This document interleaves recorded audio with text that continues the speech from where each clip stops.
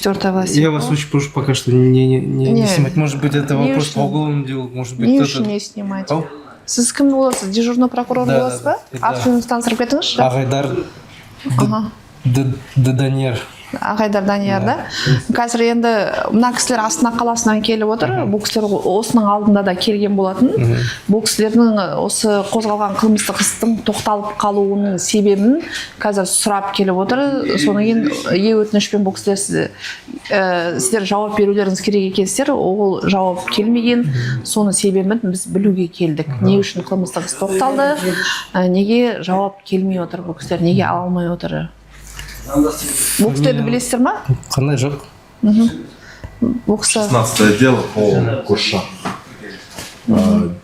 Потерпевшая Демижанова. Это, получается, дело было где вообще? В Кокштау? В Куршах расследовалось. В Курше расследовалось? Да. Вам нужен представитель Сахмольск, получается, это, просто видите, я-то здесь дежурю из города, а вам нужен прокуратура Акмольской области. Да. Если по Курше, если по городу Кокштау, то без проблем. Мы были на приеме у прокурора области 20 мая. 24 мая по ЕОТНИШ я отправил дополнение к жалобе на личном приеме. Вам не ответили? У меня до сих пор нет ответа, но в ЕОТНИШ стоит уведомление о том, что предоставлен ответ. Все понял. Они его, получается, по базе исполнили? Но я не знаю, какая у вас база. У вас база отличается от базы ЕОТНИШ, ЕГОВ? Нет. Нет? Нет. Но у вас переводится она в систему Кадагалау, да, и в Кадагалау... Она вообще должна падать, по идее. Нет, если не падает. нет, значит не предоставляю. Не падает, и не первый раз. Если у вас вопрос по Курше, я сейчас тогда, в принципе, кто тоже по этому делу надзирает, с области я скажу, и они пусть сюда выйдут. Да, управление по надзору за законностью следствия. Сіздерді азаматтарды қабылдайтын орталық қай жерде? Так, вот там вот, получается. Покажите нам, пожалуйста. А что?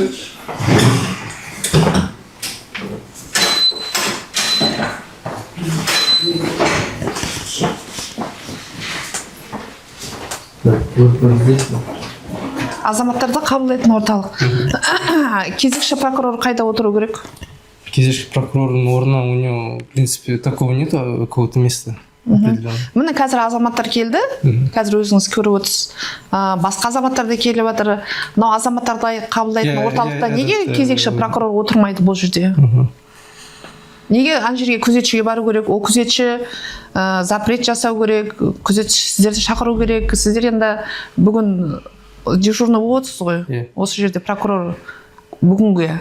Неге сіз отырмайсыз? Неге азаматтарды осы жерде қабылдамайсыздар? Я извиняюсь, можно тут не на камеру? Просто неге не на камеру? Не смогу свои мысли объяснить на казахском языке. Жоқ, енді айта беріңіз енді. Ну, здесь такого места определенного для того, чтобы кто-то сидел конкретно, если кто заступает на ежедневное дежурство, оно тут не предусмотрено. Ну, вот здесь конкретно именно, что где-то здесь в отдельном месте должен сидеть кто-то из дежурных. А здесь обычно они сидят на своих местах, там, у своих кабинетов. И здесь уже кто-то приходит из граждан, звонит, то уже он, соответственно, спускается и начинает обслуживать. Вы сейчас только так наберете, позвоните, да? Она специалисты, которые... Вот кто пришел по вот этому делу, Коши, мы можем, кто непосредственно территорию Коши, кто надзирает, его и позвать. Осы жерге шақырасыз, э? Да. У нас, вы просто имейте в виду, у нас именно такая специальная, как сказать, площадка, помещение, она одна общая, что в городе, что в области. Все приемы здесь осуществляются. Қалада, облыста бір жерде отырады, бір прокуратура сіздерде. А мына есік қай жаққа барады? Это уже она заходит в здание прокуратуры города, там прокуратура природоохранная на втором этаже сидит, и спец... Вот эта дверь черная. Енді осы есіктен бері қарай келе ма прокурорлар? Жоқ, областные же в том здании находятся, они вот так выходят, из улицы выходят. Енді мына азаматтардың мына жерде қабылдауда енді ар жақта кіреберісте ғана отыра ма? Әлде осы жерге сіздер қазір шақырасыздар ма? Осы жерге. қазір енді шақырмайсыз ба ана азаматтарды осы жерге? Сейчас я тогда им сначала скажу, чтобы они вышли, и уже они туда их сопроводят. Сіз осы прокуратурадағы жұмыс істеп жатқаныңызға қанша уақыт болды? Кек жыл. 2 жыл болды. Сіз университетті қазақша, орысша бітірдіңіз? Орысша бітірдіңіз. Бірақ мынау мемлекеттік органға, прокуратураға келген кезде, емтихан тапсырған кезде қазақ тілін үйренбедіңіз бе? Емтиханды қалай тапсырдыңыз осы мемлекеттік қызметке жұмысқа кіру үшін? Это, как сказать, тяжелый вопрос, и лучше это, конечно, не на камеру. Қалай тяжелый вопрос? Сіз мемлекеттік қызметке келдіңіз ғой енді? Не. Сіз мемлекеттік қызметкерсіз. Міне азаматтар келіп жатыр, арыздарын сізге қазақ тілінде өтініштерін білдіріп жатыр. Қалай сіздер ол өтініштерді қабылдайсыздар? Қазақ тілін өзіңіз білмесеңіз мемлекеттік тілді. Қазақ тілінде жазылған арызды қалай қабылдайсыздар? Қалай қарайсыздар? На все вопросы конкретно по языку можете тоже Причем языку? Сіз мемлекеттік қызметкер ретінде мен сізге айтып отырмын. Арызды қалай қарайсыздар? Мемлекеттік тілде, қазақ тілінде түскен арызды қалай қабылдайсыздар? Қалай қарайсыздар, прокурор мырза? Мен сізге айтып отырмын ғой. Мына кісілерді ары қарай кіргізбейсіздер ме? Мына кісілерді былай қарай кіргізбейсіздер ме? Сейчас сначала придет, и вас туда сопроводит. Нас принимал курирующий зам Жусуп Ерболат и принимал сам прокурор области. Кім қазір шығады? Рашид Сапаев. Сәлеметсіз бе сіз? Пресс-служба прокуратуры Акмолинской области. Ага, аты жөніңізді таныстырып кетіңізші. Мироль Байболова. У нас просто на территорию с камерой заходить нельзя. Давайте пройдем туда, пожалуйста. Қалай территория? Сіз қалай на территория? На территории с камерой заходить нельзя. Қай жерде? Қай жерде? Кімнен разрешение болу керек? Кімнен разрешение болу керек? Басшылардан решение. Қандай басшылардан? Біздің басшылардан. Сіздің басшыңыздан? Сіздің басшыңыз кім айтыңызшы? Құттықов. Ага, не болды? Қазір рұқсат бермей жатыр ма? Жоқ, қазіргі у нас уақытта нельзя. коллеги жүріп отыр. Ага, С камерой на территорию заходить нельзя. кім айтты сізге? Везде есть совместный приказ ТСП. Ага. Там указано, что с камерами, с сотовыми устройствами все должны оставлять на КПП. Ага, ДСП для кого? Для служебного пользования. Для служебного пользования. А Давайте для пройдем. служебного пользования это для сотрудников прокуратуры? Да, специальное здание. А мы что, сотрудники, Давайте- мы нет, сотрудники давайте прокуратуры? пока принеси ДСП. Ага. Хорошо. Мы что, девушка, тұра тұрыңыз. Сіз баспасөз қызметкерсіз ғой, иә? Это Тұра здание. тұрыңыз. Біз қазір зданиядан шықтық, біз сыртта тұрмыз. Біз осы жерде Нет, түсіруге ана құқымыз бар. Жоқ, ана жақта қалдыру керек. Теперь скажите, пожалуйста, по какому вопросу вы обращаетесь? Міне Қай сұрақпен? мына кісілердің сұрақтарымен. Сәлеметсіз бе? Менің фамилиям Кажанова Роша. 20 мамыр күні прокурор облысында кездесуде болдық. 24 мамыр күні тағы да бір жалоба түсірдік ЕГОФ арқылы. Бізге отписались, что отправили деп. Бірақ она пустое. Ответа нету там. Просто отписка стоит, что ответ дан. Сол, кроме того, что там дал он несколько указаний, чтобы расследование дальше велось, несмотря на это, дело закрыли 29 мая. Это по вопросу уголовного дела, да? Да. Ну, я вот хотела бы вообще узнать. Это вы в прокуратуру города Ой, города области. или Я из города Коша. У меня спор идет по уголовное дело возбуждено в городе Коша, Акмолинской области. Поэтому мы были у областного прокурора. Я вот специально опять приехала, потому что на телефоны не отвечают. Я приехала специально, чтобы получить ответ на наш запрос. А вам сказали, что вам ответ дан, на самом деле ответа не Нет, было, да? да. Ага, сейчас мы выясним. Можете сказать вашу фамилию? Кажанова Дедмировна. Кажанова. Ага. Сейчас, хорошо.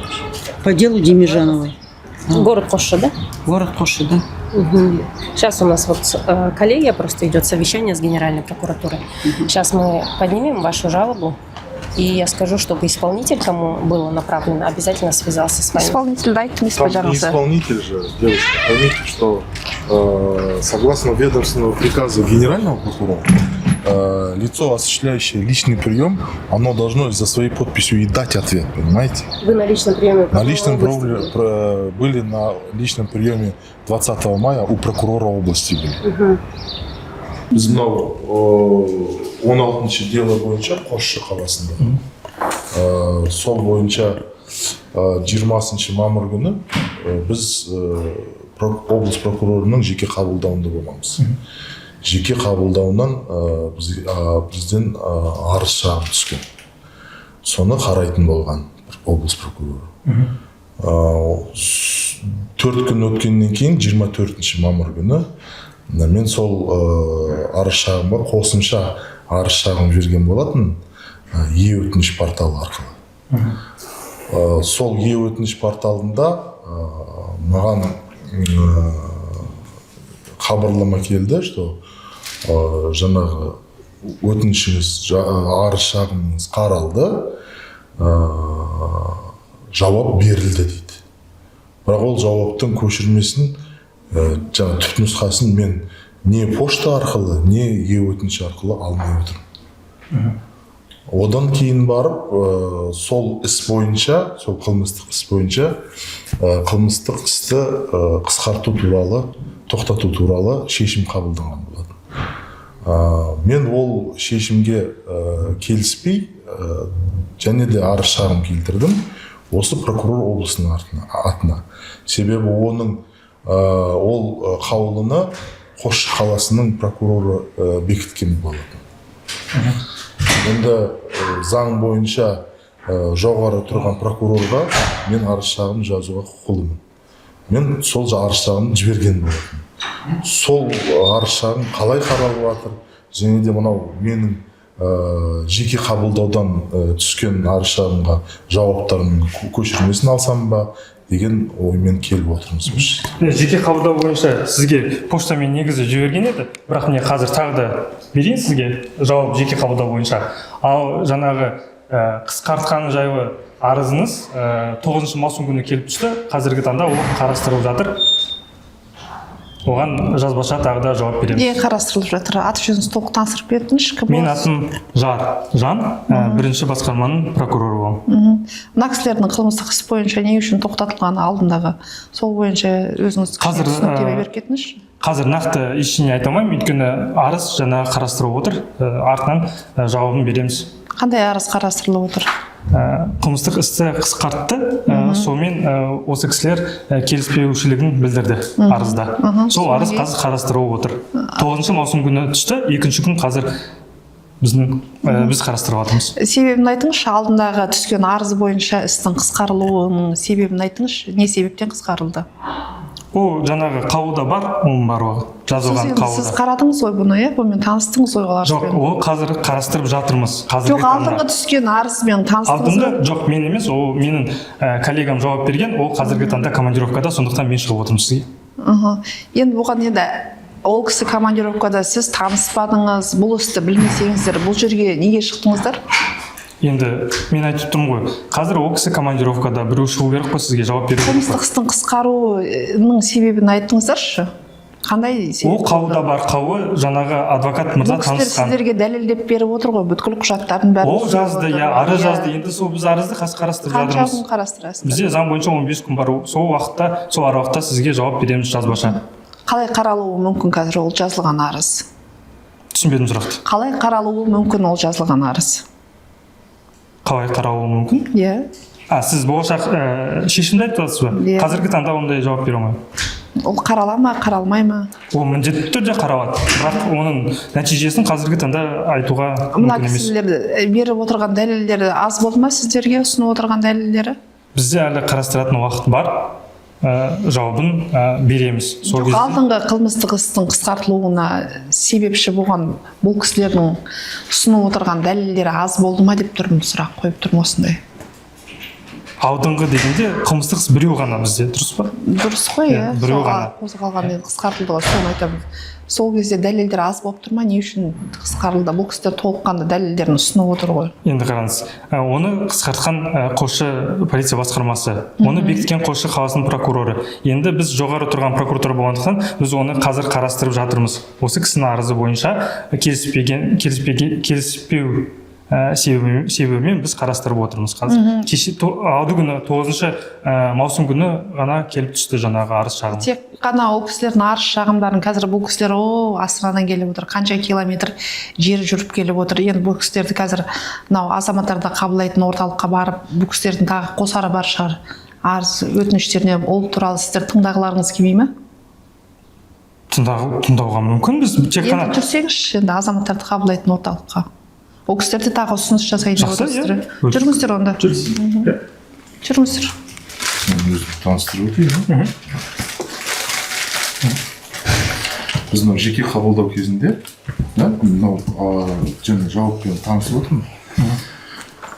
Жеке қабылдау кезінде 20 мамыр күні облыс прокуроры Руфат Бауыржанович өзі жеке тапсырма берген болатын.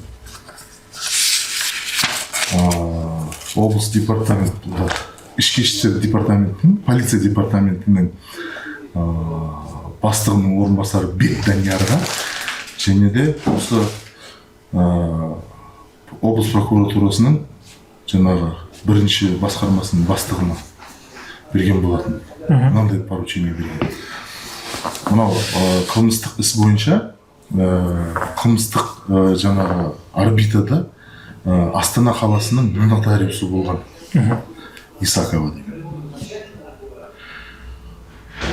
Сол кісінің іс-әрекеттерінде қылмыстық кодексімен бекітілген құқық бұзушылықтың қылмыс құрамы бар тұр. Оны Қосшы қаласының полиция бөлімі, қылмыстық қудалау органы дейміз ғой, қылмыстық қудалау органы жаңағы нотариуске қарсы материалдарды бөліктеп, куиға тіркеп, Астана қаласы полиция департаментінің Есіл аудандық полиция басқармасына жіберген. Процессуалды шешім қабылдау үшін. Осы материал бойынша облыс прокуроры Руфат Бауыржанович біздің көзімізше жеке тапсырма берген. Сол материалдарды Астанадан алдындарда, ол материал Астанада болмау керек. Ол материал жаңағы қылмыстық шешім, процессуалдық шешім Қосшы қаласында қабылдану керек және осы қылмыстық іспен бірге жүргізілу керек деген. Қатар бірге жүргізілу керек деген. Сол материалды қайттан алыңыздар да осы іспен бірге тергеңіздер деп айтқан тұғын. Сондай тапсырма берген. Мынау жауапта ол тапсырма туралы ешқандай сөз жоқ. Қайта жүгіртесіздер ме бізге? Каждый қағаз бөлек. Мынау жауапты алдық енді. Дұрыс. Облыс прокурорының қолымен алдық. Енді біз тікелей бас прокуратураға баратын мүмкіншілігіміз бар, құқығымыз бар. Дұрыс па? Иә, дұрыс. Бұл жауаппен келіспейтін болсаңыз? Біз бұл жауаппен келіспейміз. Себебі бұл жауап мүлдем біздің берген уәждеріміз, біздің берген дәлелдерімізге ешқандай назар аудармағансыздар. 2017 жылдан бері, 2017-тен 2024 жылға дейін оның құқығы ешқандай бұзылмаған. Райханова деген кісі және оның қасындағы адамдары Демежанованың құқығын біле тұра, ол жер телімін өздеріне аударып алған. Өздеріне аударып, өздерінің қалай по своему усмотрению, они распорядились по своему усмотрению. А Демежанованың құқығы сол бойы нұқсан келтіріп, ол өз заңды құқығынан айырылып отыр. Ол жер телімінің жаңағы құны, қазіргі нарықтық құны 660 миллионнан асады. Біз соған айтып отырмыз. Біз қалай сонда барлық осы құқығынан, заңды құқығынан айырылып отыр адам. Ал бірақ қылмыстық қудалау органдары мен прокуратура, бұл жерде азаматтық құқықтық қатынастар бар. Сендер сол азаматтық құқық қатынастар бойынша сотқа талап арыз беріңдер. Біз олардан сұраймыз, қандай келісім шарт бар ма, жазбаша, соған біз қандай талап арыз беру керекпіз десек, олар білмей отыр. Себебі бұл кісілердің ортасында ешқандай жазбаша келісім шарт жоқ. Түсінесіз бе? Бұл кісілерді алдап, сеніміне кіріп, құқығындағы жер телімін алып қойып, ары қарай беріп жіберген. 100 гектар жеріміз қайда?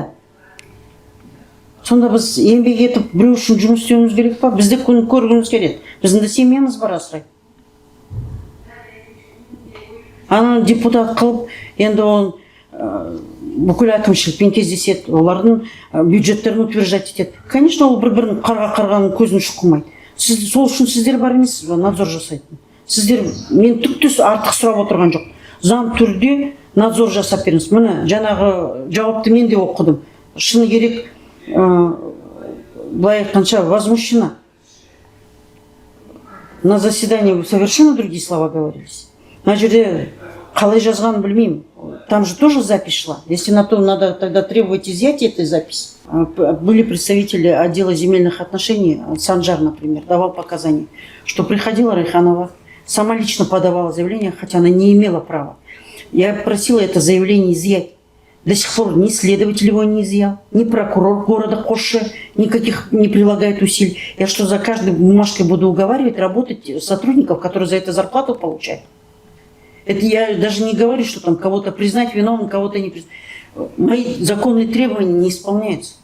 Для чего тогда это уголовное дело возбуждалось, если есть показания свидетелей, он дает прямые указания, что нарушено мое право, он признает это право, что оно нарушено. Аким города Қосшы признает, что нарушено право. Но ни отдел полиции города Қосшы, ни прокурор города Қосшы, ни теперь, как я вижу, и областная прокуратура, никто не хочет в этом разбираться. Мы что, с неба звезды просим у вас поднять? Или меня министром назначить? Нет. Просим разобраться вас. Мы в обязательном порядке будем разбираться. Бұл кісілер қазір ғана айтып кетті ғой енді. Өздерін қазір түсіндіріп, барлық мәселені түсіндіріп айтты. Енді бұл ескеріле ма енді? Әрине, әр уәждері ескеріледі, нақты жауап беріледі уақытында. Жауап беріле ма, әлде ана жабылған қылмыстық істің ашылу қайтадан мүмкіндік бар? Оны қазіргі таңда нақты айта алмаймын. Ол қарастырғаннан кейін белгілі болады. Бұл жерде мәслихат депутатының аты да аталып кетті қазіргі уақытта. Сіздер енді мәслихат депутаты тұр артында деген жағдайға қалай өздеріңіздің көзқарасыңыз? Ол бойынша мен де қазіргі таңда жауап беруге дайын емеспін. Өйткені мен айтып өткендей, жаңағы сұрақпен мен әріптесім қарастырды оны. Қазіргі таңда іс сапармен жол жүріп кетті. Сондықтан мен шықтым қазіргі уақытта. Жаңағы депутатқа қатысты сұраққа жауап бере алмаймын.